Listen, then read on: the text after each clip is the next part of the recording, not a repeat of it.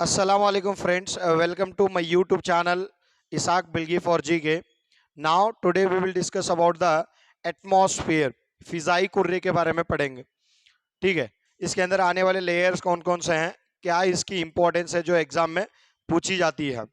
तो अभी तक हमारे चैनल पे आप नए हैं तो सब्सक्राइब करें, बेल आइकॉन क्लिक करें ताकि हमारी वीडियोज की सूचना आप तक पहुंच सके. चलिए दोस्तों, जो आज का क्वेश्चन है वो जियोग्राफी के एटमॉस्फेयर के ऊपर या फिजाई कुर्रे के ऊपर है. तो क्वेश्चन है the atmospheric layer which reflects radio waves back to the earth surface. Okay, जो फिजाई कुर्रे का कौन सा एक परत है जहां से जमीन को रेडियो एक्टिविटी के जो रेज हैं, शुआएं हैं, वो रिफ्लेक्ट करते हैं, वो जमीन पर आते हैं. ठीक है, तो यहां पे देख लो पहले उसका एक जो आंसर है, उसका आंसर है आइनोस्फीयर. क्या आता है? आइनोस्फीयर.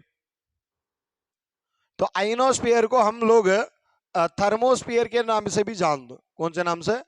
थर्मोस्फीयर. अब देखो, तुम ना कोई यहाँ पे क्वेश्चन कैसा पूछते है, या तो पूरे लेयर्स पूछते, कैसा याद रखना उसे बोल को. देखो, ट्रोपोस्फीयर, स्ट्रेटोस्फीयर, मेसोस्फीयर, आइनो और थर्मोस्फीयर, एक्सोस्फीयर. TSMI जो इस तरह से सीरियल वाइज तुम ना को पूछते क्वेश्चन में. एक क्वेश्चन में आगे पीछे करते, एक ऑप्शन में आगे पीछे करते, दूसरे ऑप्शन में आगे पीछे करते.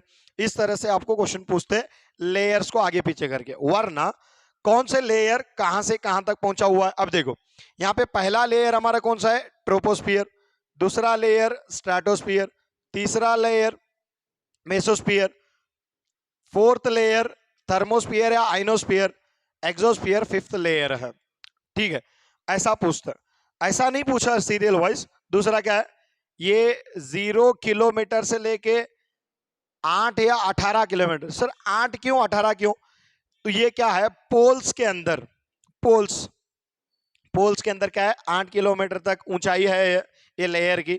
या तो पोल को अगर इक्वेटर में तुम्हें देखे, खते उस्तवा में देखे, तो तुमको समझ में आते कि यहाँ से 18 किलोमीटर जो ऊपर वाला इलाका है वो हमें क्या बोलते हैं? फिजाई कुर्रे का पहला लेयर, या तो उसे हमें ट्रोपोस्फियर पुकार.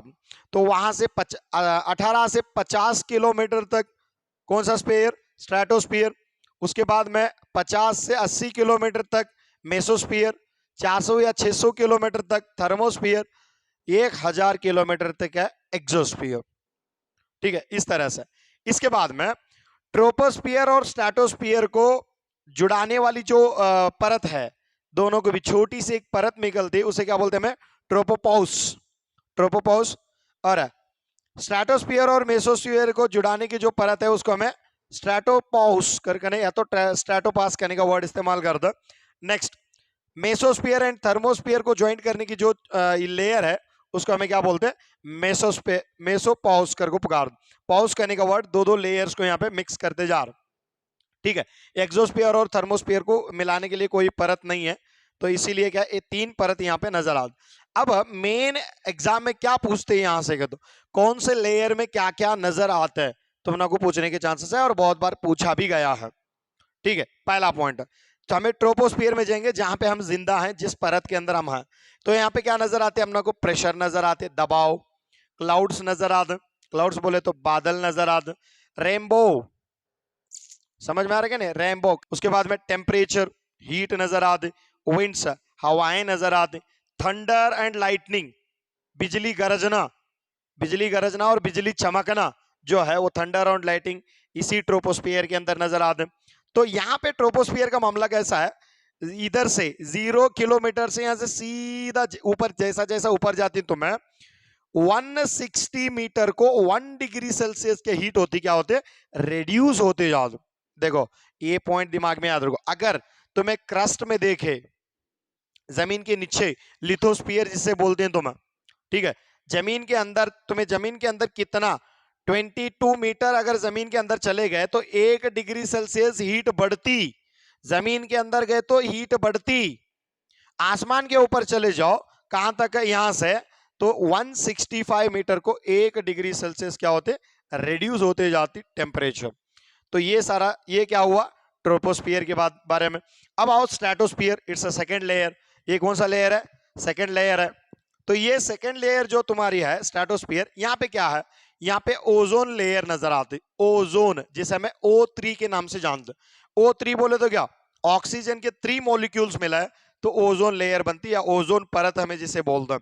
तो ये ओजोन परत का क्या काम है, सन से जो, सूरज से जो अल्ट्रा वायलेट रेज है, कौन सा, अल्ट्रा वायलेट रेज, समझ में आ रहा है क्या नहीं, अल्ट्रा वायलेट रेज जो सुर्ख शिवाएं हमें जिसे बोलते हैं, वो शिवाएं जमीन को आके नुकसान पहुंचाने से वो रोकती है, उसे जज्ब करती है, उसे एब्जॉर्ब करती है। तो it is a protector of the earth, एक टाइप में देखे तो सूरज की रोशनी से, सूरज के रेज से, खतरनाक रेज से बचाने वाला लेयर है O3। दूसरा, it is a free from water and dust particles, यहाँ पे पानी के जर्रात भी नहीं नजर आते, वापर भी नजर नहीं आता, भाप भी नजर नहीं आता, धूल तो नजर ही आता नहीं है। समझ में आ रहा है क्या नहीं, फ्री फ्रॉम। इसीलिए यहाँ पे कोई क्लाउड नहीं होता। तो ये बात सही है, जहां पे भाप जमा नहीं होता, जहां पे भाप जमा नहीं होता, वहां पे कहा कि कैसे बादल आ दो, तो वहां पे बादल आने का सवाल ही नहीं पैदा होता। तो नो क्लाउड्स, यहाँ पे कोई क्लाउड्स नहीं है, यहाँ पे कोई क्लाउड्स नहीं है। इसीलिए flying jet aircraft, just jet aircraft को आसानी की तरह से हमें क्या करते हैं, यहाँ पे उड़ा सकते हैं, तो जा सकते हैं यहाँ पे जेट एयरवेज। तो यहाँ पे क्यों कर बोलेगे, तो क्लाउड्स नहीं है ना, क्लाउड्स नहीं, वाटर नहीं, डस्ट पार्टिकल्स नहीं है, ऊपर से ओजोन लेयर बचा रही है। तो ये सारी चीजें देख।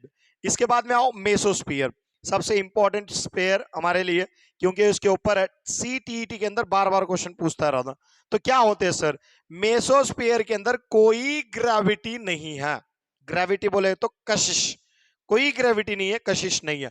इसीलिए सूरज की जो रोशनी आंद यहाँ पे जज्ब भी नहीं होती, इसीलिए ये लेयर क्या है, कोल्डेस्ट लेयर है, सबसे ठंडी लेयर पूरे लेयर्स में, पांचों लेयर में, ठीक है, कोल्डेस्ट लेयर पुकारते हैं हम। तो कोल्डेस्ट लेयर है, इसीलिए आसमान में पड़ने वाले टूटे तारे हो, कॉमेट्स हो, या तो क्या मिटियोराइट्स, मिटियोराइट्स हो या कॉमेट्स हो, मिटियोराइट्स और कॉमेट्स क्या करते हैं, यहाँ पे आके बर्न हो जाते, क्या होते, बर्न, पूरी तरह से क्या हो जाते, बर्न हो जाते, जल जाते ठंडे में आके।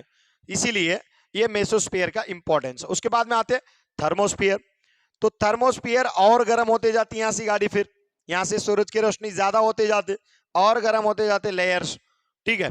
यहाँ पे देखो थर्मोस्फीयर के अंदर मेन कॉन्सेप्ट क्या है, थर्मोस्फीयर के अंदर सबसे इंपॉर्टेंट कॉन्सेप्ट है, यहाँ पे चार्ज पार्टिकल्स नजर आती है, सूरज की जो रोशनी पड़ती, वहां के जो जमीन, वहां का जो इलाका है वो चार्ज होता है, चार्ज होकर क्या करते हैं, आयोन्स को पैदा करते हैं, आयनो बोलते हैं हमें उससे, या तो आयोन्स करने का वर्ड इस्तेमाल होता है। तो ये इसीलिए इसे क्या बोलते हैं, मैं थर्मोस्फीयर को आइनोस्फीयर भी पुकार दूं, क्या बोलते हैं, आइनोस्फीयर। तो आयन्स पैदा होते, तो उस आयन से क्या होते हैं, रेडियो एक्टिविटीज। आया देखो तुम्हारे क्वेश्चन का आंसर, रेडियो एक्टिविटीज के जो रेज हैं, रेडियो एक्टिविटीज के वो क्या होते हैं यहाँ पे ज्यादा हैं।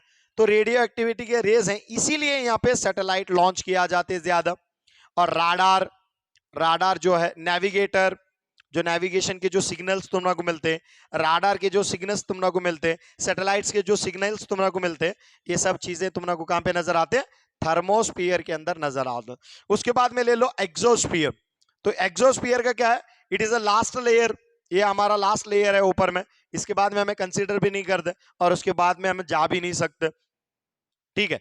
तो थर्मोस्फीयर में जाना ही मुश्किल है, तो एक्सोस्फीयर में क्या जाओगे।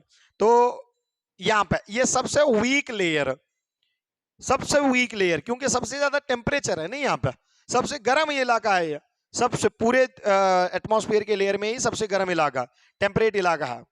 समझ में आ रहा है कि नहीं, इसीलिए यहाँ पे कोई भी जा भी नहीं सकता और यहाँ पे टेम्परेचर ज्यादा मामला नजर आता, ठीक है। ये लास्ट लेयर है हमारे एक्सोस्फीयर। इस तरह आपको क्या करते, अलग अलग टाइप में क्या है क्वेश्चन पूछता है। अगर इसमें फिर भी आपको डाउट बचा, कमेंट करें। उम्मीद है कि हमारा ये वीडियो आपको पसंद आया होगा। फिर मिलेंगे, तब तक के लिए अल्लाह हाफिज।